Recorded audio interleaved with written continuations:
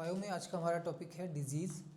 और ये एक ऐसा टॉपिक है जो ना उन बच्चों के लिए ज़रूरी है सिर्फ जो कि तैयारी कर रहे हैं, बल्कि उन आम इंसानों के लिए भी ज़रूरी है जो ये चाहते हैं कि रोग यानी डिजीज़ से वो बचे रहें।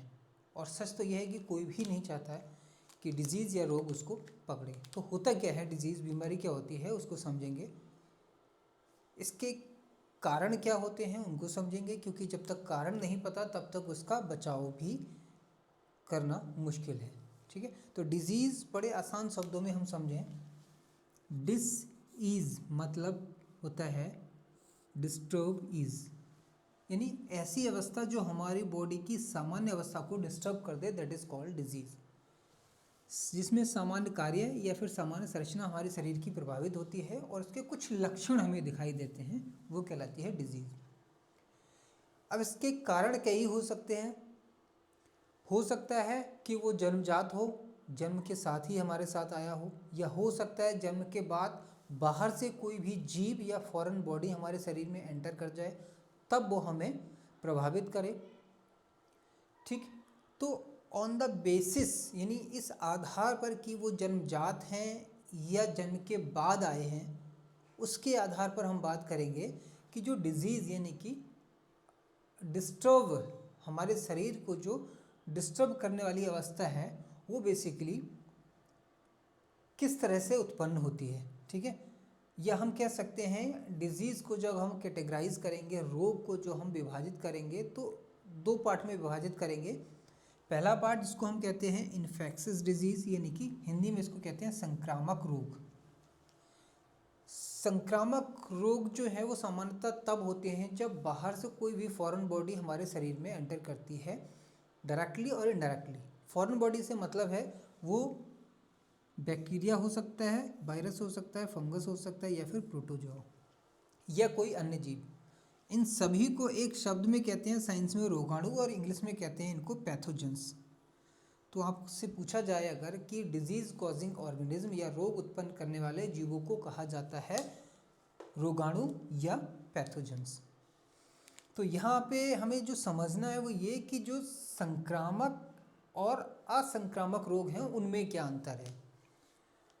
तो एक तो इसके नाम से स्पष्ट हो जा रहा है कि जो संक्रामक रोग होंगे वो एक व्यक्ति से दूसरे व्यक्ति में फैलते होंगे या फैलते हैं, और असंक्रामक रोग एक व्यक्ति से दूसरे व्यक्ति में नहीं फैलते हैं।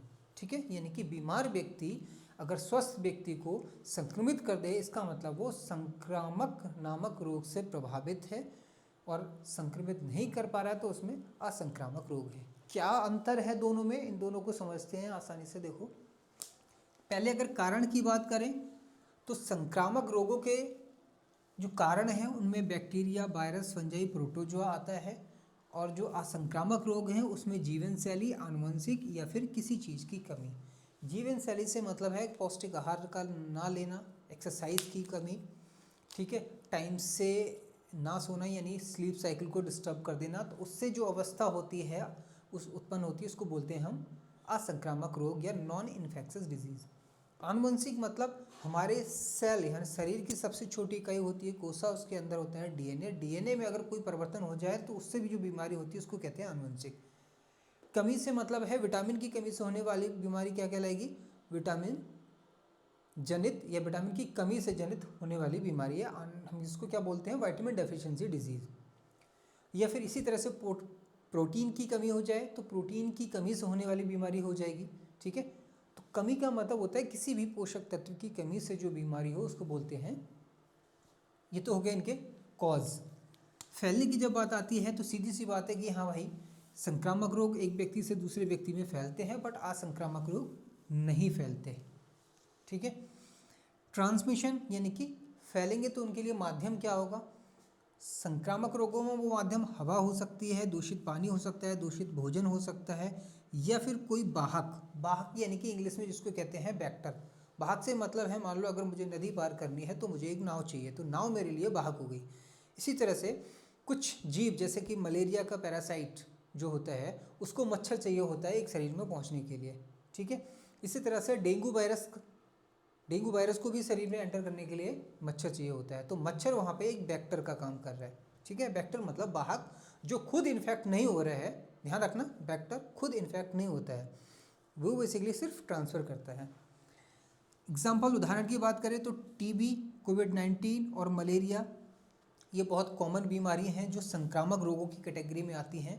और कैंसर, मधुमेह यानी कि डायबिटीज़ या फिर हृदय रोग, हार्ट अटैक, ये वो डिजीज़ हैं जो असंक्रामक में आती हैं। एक व्यक्ति को हार्ट अटैक है, अगर वो दूसरे से गले मिलेगा तो उसको वो हार्ट अटैक नहीं होगा। क्यों? क्योंकि हार्ट अटैक का कारण क्या होता है? बैड कोलेस्ट्रॉल का ब्लड में जमा हो जाना या ब्लड वेन्स में जमा हो जाना। और बैड कोलेस्ट्रॉल का सोर्स क्या होता है?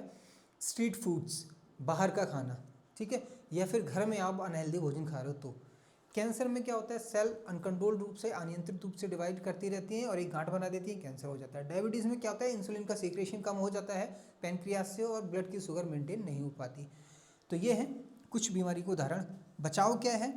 देखो, संक्रामक रोगों से बचाव एक ही होता है, आपके आसपास साफ सफाई होनी चाहिए, ठीक है। असंक्रामक का स्वस्थ शरीर, जीवन शैली और संतुलित आहार, प्रॉपर एक्सरसाइज, बैलेंस डाइट, ये सारी चीज़ें क्या होती हैं? असंक्रामक रोगों को बचा सकती हैं। जैसे अगर बाहर का खाना आप कम खाओगे, हेल्दी फूड खाओगे, कोलेस्ट्रॉल कम, बैड कोलेस्ट्रॉल वाला खाना कम खाओगे तो आपको हार्ट अटैक कम होगा। एक्सरसाइज करते रहोगे तो डायबिटीज़ कम होगी। हफ्ते में एक दिन फास्टिंग करोगे तो कैंसर के चांसेस 90% कम हो जाते हैं। तो ये बहुत सारी चीज़ें हैं, और भी बहुत सारी चीज़ें हैं। एक्सरसाइज भी कैंसर को कम करती है, क्योंकि जो बेकार की सेल्स होती हैं उनकी बॉडी खुद ही उनको खा के ख़त्म कर देती है, जो अनवांटेड सेल्स होती हैं, ठीक है। तो ये हो गया। तीसरे टाइप की एक कैटेगरी और भी आती है, कोजेनिटल डिजीज़। अब इनको बोलते हैं जन्मजात।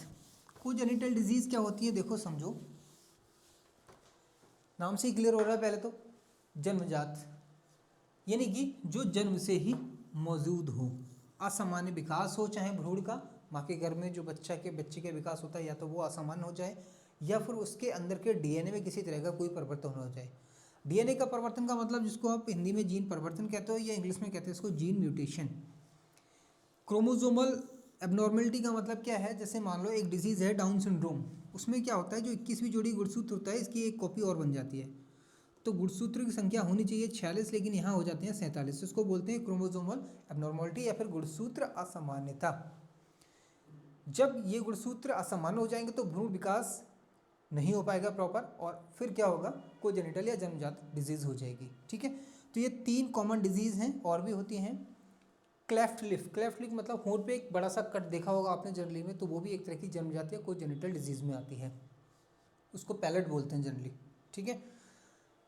तो जो जन्म से हो उनको क्या बोलते हैं हम? जन्मजात या कोजेनिटल। सवाल ये आता है कि जो असंक्रामक रोग हैं उनमें और कोजेनिटल जो डिजीज़ हैं उनमें क्या अंतर है। तो देखो, हमने क्या कहा था कि असंक्रामक रोग हमारी अनहेल्दी लाइफ स्टाइल से जनरेट होते हैं। बट ये क्या है? जन्मजात का मतलब है अभी तो बच्चे का जन्म ही नहीं हुआ है, जो भ्रूण में जिस तरह के परिवर्तन होते हैं वहाँ से जो रोग उत्पन्न होते हैं उनको बोलते हैं जन्मजात। और वो बच्चे के हाथ में नहीं है, लेकिन पैदा होने के बाद वो अपने जीवन को किस तरह से जीता है वो उसके पूरे हाथ में है। तो उससे असंक्रामक रोग हो या ना हो, वो उसके काफ़ी हद तक हाथ में रहता है, ठीक है। तो ये था डिजीज़ की डेफिनेशन और बेसिक 3 टाइप्स ऑफ डिजीज़, ठीक है। इस शॉर्ट लेक्चर में हम इतना ही समझेंगे। डिजीज़ के अगले पार्ट में हम समझेंगे उन कुछ कॉमन डिजीज़ को, कुछ पिक्टोरियल की मदद से हम बात करेंगे। जैसे फॉर एग्जांपल मैं आपको एक झलक दिखाता हूँ। यहाँ पे बहुत सारी डिजीज़ हैं जिनको हम अगले लेक्चर में डिसीज़ वाले टॉपिक में ही कवर करेंगे। स्टार्ट करेंगे बैक्टीरियल डिसीज़ से और फिर आगे पहुँचेंगे, इस तरह से एक एक डिजीज़ को डिस्कस करेंगे, ठीक है। तो इसको लेंगे हम अगले लेक्चर में। तब तक के लिए रिवाइज़ कीजिए।